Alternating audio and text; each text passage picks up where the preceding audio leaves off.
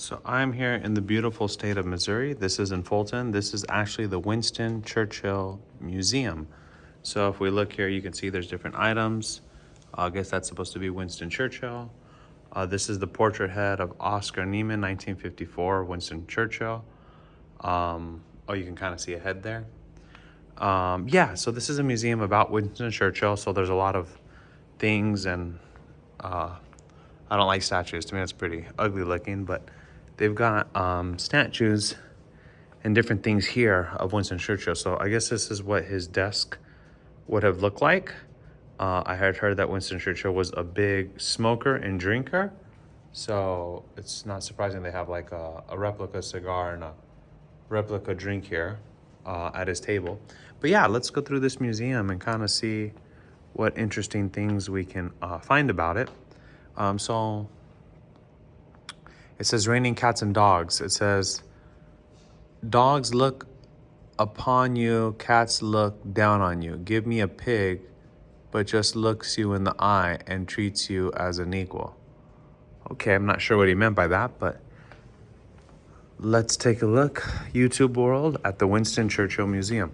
So the first thing you'll notice here, well, at least I did, they have the global war. It says the confrontation of World War II's former allies coincided with the rise of the newly independent former colonies. The result was a globalization of the Cold War and a contest for influence on every continent. So kind of amazing. So the Iron Curtain speech was delivered in 1946. So it's kind of amazing just to see all this historical stuff just kind of all coinciding. I mean, in 1953, Stalin died. The end of the era of the USSR creates uncertainty in the West as new Soviet leaders come to power. It's pretty amazing when you really kind of think about the history of just life, just so much atrocity. It's just interesting. It's just very, very interesting. But this is a map showing the history. Okay. Then we come over this way. This is other information about Churchill. This is the Cold War resolved. This is the Cold War engaged. This is the Cold War defined. I'll read a few things about this. It says the Cold War emerged as the Soviet Union turned Eastern Europe, the invasion route to Russia for centuries, into a military and political buffer between it and the West. Each saw a different reality. The Soviets wanted troops in Eastern Europe to block an attack from the West. The West saw them as a prelude to attack on the West. Mutual suspicion, misunderstanding, ideological posturing, and rhetorical extravagance in Soviet-style governments in the East locked the two sides in a tense standoff. Okay.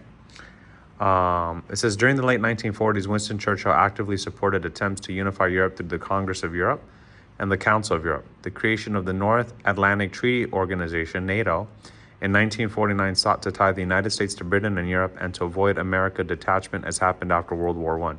The Southeast Asian Treaty Organization, SEATO, formed in 1954, tried to do for Asia what NATO did for Europe. Very interesting. It says, before signing the INF Treaty ratification requiring destruction of intermediate and short-term range nuclear missiles, Reagan and Gorbachev visit Moscow's Red Square, May 1988. So very, very interesting. This is a picture of Winston Churchill. It says the odd couple. Stalin and Churchill share a light moment at the Lada Conference in 1945.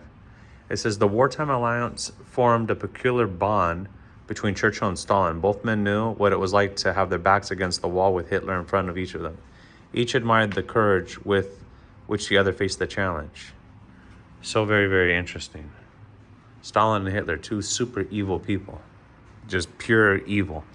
Churchill and the Cold War. It says, we and all the nations stand at this hour in human history before the portals of supreme catastrophe and a measureless reward. My faith is in that of the Creator's mercy. We shall choose aright. So this is another kind of little booth area. This is kind of cool. This is kind of like, I guess you can play something. Let's kind of see what we got here. Maybe show you something real quick. Oh, I guess maybe it's not playing today, but I guess this is supposed to have like a little film. But this is kind of like a sandbag bunker, I guess, what it would have kind of looked like. It says spy versus spy. It says the Iron Curtain was more than a phrase. The countries behind it were close to the west. One of the hardest battles fought of the Cold War involved trying to find out what was going on there by spying. Spying was a two-way street. Spy and counter-spy tried to defeat each other in the game of learning the other's plans to better construct defense. So this is cool. So they have like little games you could play when you get here. It says assignment. Your mission is to learn about Cold War spy operations by finding a series of secret information drops located in this area. Look into this briefcase for your first assignment. Okay, espionage. Okay, this is kind of cool. Let's see what this game is. Starting point. The starting point of all spying is information passed from one person to another. Each side of the Cold War tried to recruit idealistic, patriotic, cynical, or corrupt persons who would pass on top secret information. These agents called moles because they burrowed into organization, and double agents, persons pretending to be aiding one side while working for the other, would not meet directly with their handlers. They would pass information on to third parties or use secret drop points to leave documents. Now find the secret drop point between the sandbags in front of the checkpoint hut. Okay, so let me ask. So it says, find the secret drop point between the sandbags in front of the checkpoint hut. Okay, I think this is the checkpoint hut, and I guess there's supposed to be some secret thing here, like some secret supposed to be some secret thing here. I'm confused. I don't see where you could find that. Maybe I'm gonna ask in the front. Let me go ask him because that's kind of cool. Yeah, let me ask. One moment. I have a quick question. Yes. I was looking at that little game thing there. It says I was just curious. It said look for the checkpoint in front of the sandbag thing in the briefcase. Is that area there, or is that something different? The checkpoint is the little tower thing. Oh, the tower. The little building. Yeah. Okay, so that little thing in the front? Yes. Okay, that's the checkpoint. I think so. Okay, thank you.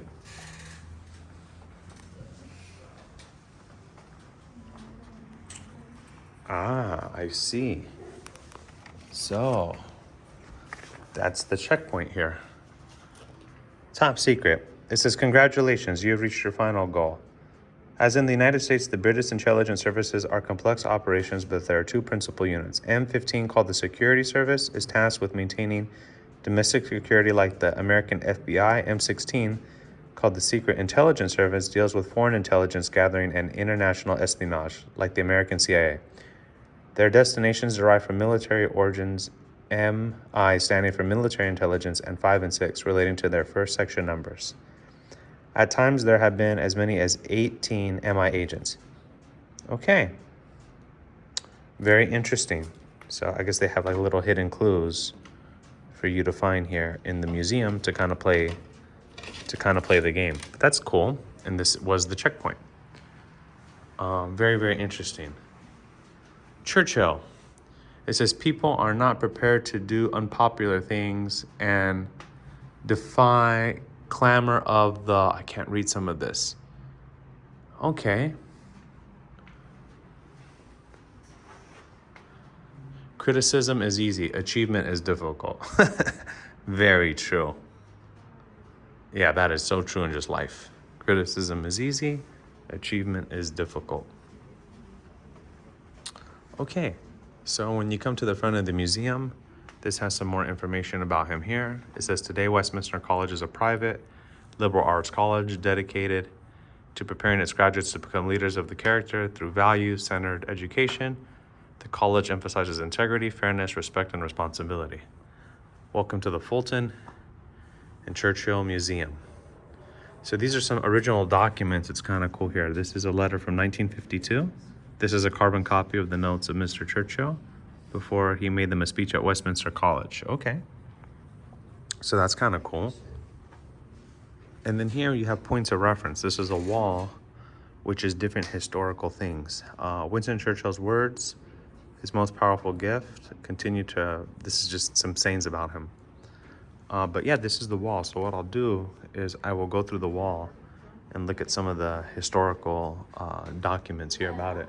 All right. and see what we could do. But yeah, this was part one. Now let's go to part two.